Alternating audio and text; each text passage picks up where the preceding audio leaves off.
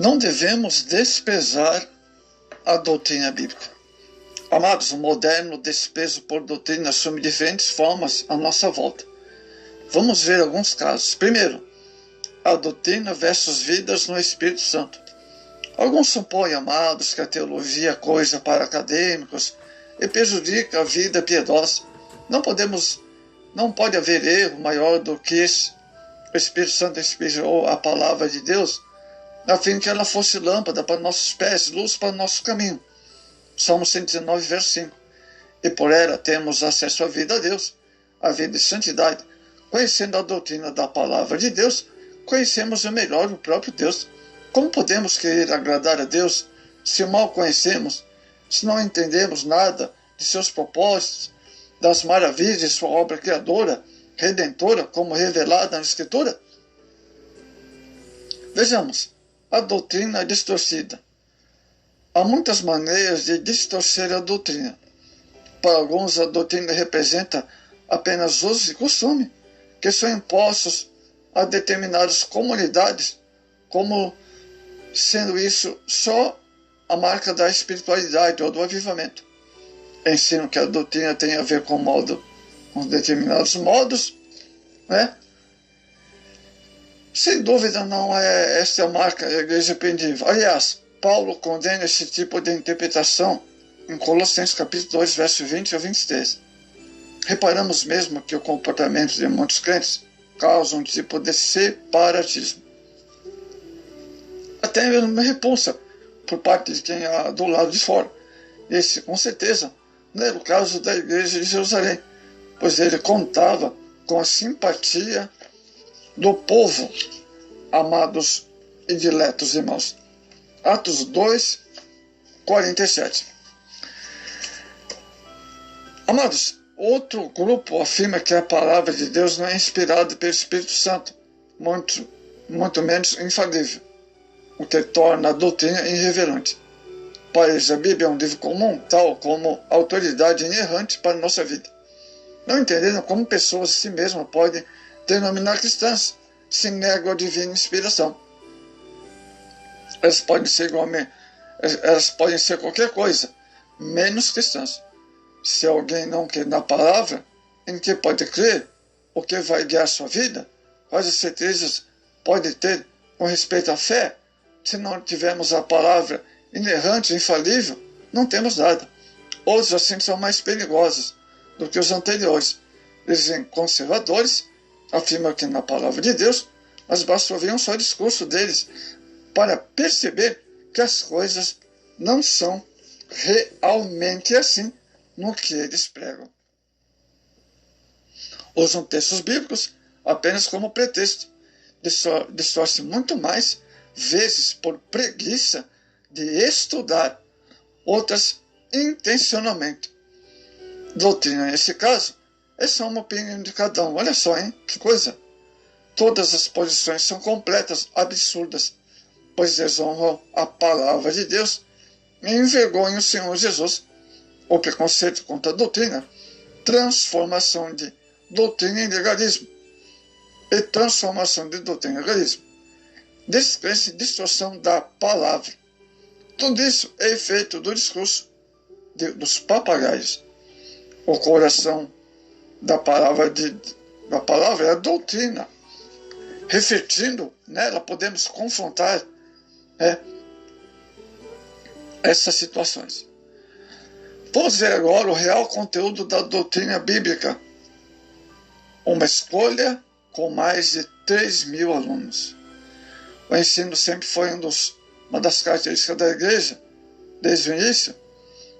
Ele ensinou muito durante seu ministério terreno ao povo, reconheceu sua autoridade diferente dos escribas. Depois ele ordenou que os apóstolos ensinassem novos convertidos. Eles deu autoridade para a missão. E a palavra mais destacada na ordem é ensino. Primeiro diz, fazer discípulos. Depois, ensina-os. E por que o ensino é tão importante? Porque o Evangelho é doutrina em sua essência.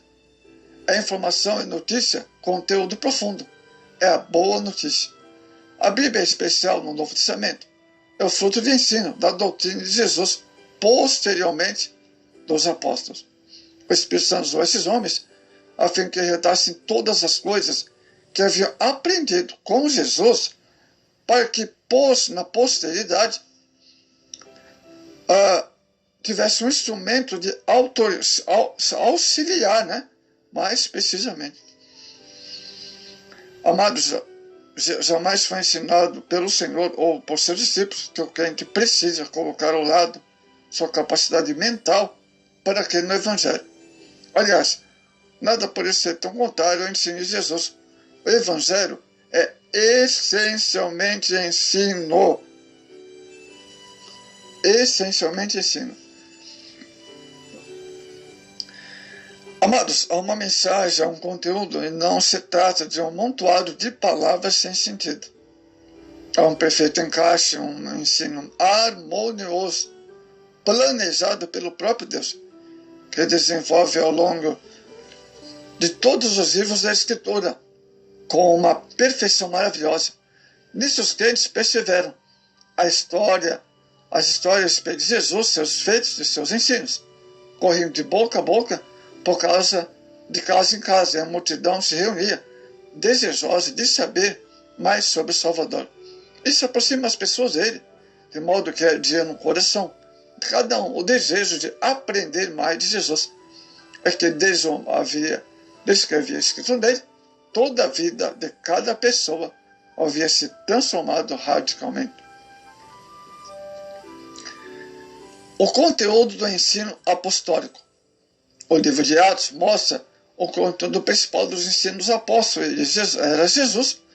Pelo que podemos ver, amados, nos sermões proferidos tanto por Pedro como por Paulo, a mensagem deles era de que Jesus Cristo é o cumprimento perfeito de toda a profecia. E por meio de sua vida de obediência, sua morte, sacrifício, sua ascensão, seu governo, a salvação para todo aquele que requer. Amados, como é bom aprender sobre essas coisas. Como aquela igreja amava aprender sobre o Senhor. Por isso podemos afirmar que essa é uma das principais evidências de que a igreja estava cheia do Espírito Santo. Ela tem vontade de aprender. Ela tem imenso valor ao ensino de Jesus. Ou ama aprender sobre os feitos poderosos de Deus a nosso favor. Abre a sua Bíblia, então nada mais importa a não ser conhecer Cristo, a ser achado nele. Não tenho justiça própria, mas somente a justiça que vem de Deus. É o que se revela em sua bendita palavra. Amados, o moralismo, a alta justificação e a alta ajuda têm dominado a pregação evangélica, as publicações, os programas televisionados. Precisamos urgentemente, amados, de um retorno à mensagem da graça, de um complemento bíblico doutrinário ou teológico. Nosso sentido propósito como indivíduos, como igreja, depende muito como claramente compreendemos as verdades sobre quem é Deus, é quem nós somos, do plano de Deus para a história que envolve. Amados, chega de viver um cristianismo que, por outro lado, é diluído, sem base bíblica, por falsas interpretações, chega de repetir sem refletir. É hora de aprendermos as doutrinas, mas não doutrinas inventadas, tiranizadas pelos homens. Precisamos voltar às Escrituras resgatadas pela Reforma, doutrinas maravilhosas da graça de Deus, doutrinas bíblicas.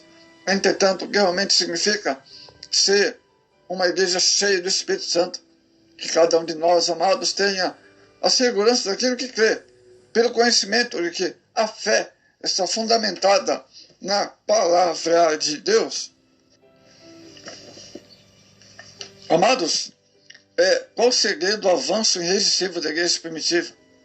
Já nos capítulos iniciais do livro de Atos, dos Apóstolos, constatamos algo de suma importância.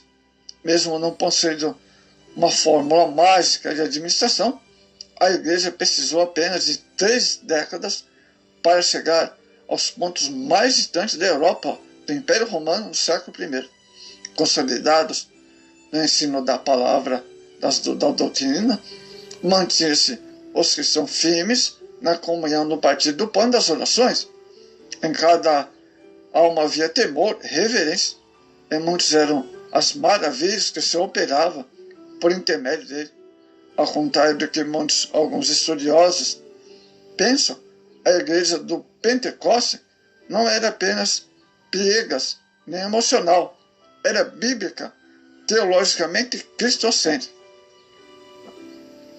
A fim de nos alicerçarmos no ensino dos apóstolos e dos profetas, né? Então precisamos estudar, né, a doutrina bíblica e jamais rejeitar a doutrina e a palavra. Enfatizando a importância das doutrinas bíblicas, abracemos toda a verdade e renunciaremos totalmente ao cristianismo? Ou o que significa? Não podemos acreditar em algumas doutrinas e desacreditar em outras, amados. Havemos de receber toda a verdade conforme nos confiou o Senhor em sua palavra. Integralmente, sem doutrina, a vida espiritual é impossível. Amados, há cristãos que menosprezam a doutrina bíblica. Alegam o importante não é a teoria, e sim a prática. Entretanto, quem disse que a doutrina bíblica é meramente teórica? Ela é a vontade de Deus, como tal deve ser posta em prática. Aos filhos ordena o Senhor. Veja Deuteronômio, capítulo 6, versos 6 ao 9. Amados, vejamos por que a doutrina bíblica é necessária. Paulo instruiu o jovem filho na fé, Timóteo, tendo cuidado de ti mesmo e da doutrina. Preserva nessas coisas, porque fazendo isto, te salvarás tanto a ti como os que te ouvem. 1 Timóteo, capítulo 4, verso 4 a 16. Amados, e a doutrina bíblica, ela nos santifica em suas orações sacerdotal, refere-se a Cristo, ao poder santificador da palavra de Deus. Veja João 17, verso 14 e 17. A doutrina bíblica torna-os sábios. Timóteo, instruído por sua mãe Eunice e por sua avó Lloyd, veio a tornar-se um dos maiores obreiros do Novo Testamento. Jovem ainda, veio a ser considerado um sábio, conforme escreveu Paulo, 2 Timóteo 3,15. Amados, enfim, é a doutrina bíblica imprescindível para o nosso crescimento na vida cristã. Sua necessidade pode ser contestada tanto coletiva quanto individualmente. Amados, doutrinas fracas não são para intenções fortes. Amados, Paulo jamais se mostrou remisso à doutrina da Igreja de Cristo. Em Troade, ministrou aos irmãos até altas horas. Atos 20, versos 7 e 8. Nem o incidente com o jovem Eutico lhe arremeceu o ardor doutrinário.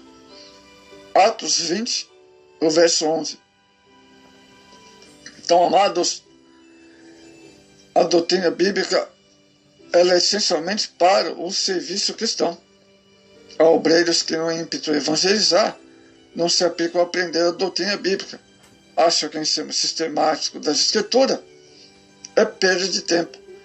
Deveriam eles atentar à recomendação de Charles Spurgeon: os homens, para serem verdadeiramente ganhos, precisam ser ganhos pela verdade, porque a doutrina bíblica é importante ao serviço cristão, inclusive na divulgação do Evangelho, o ensino da doutrina bíblica, conforme podemos perceber na comissão. Mateus 19. A evangelização pressupõe essencialmente a presença da doutrina bíblica.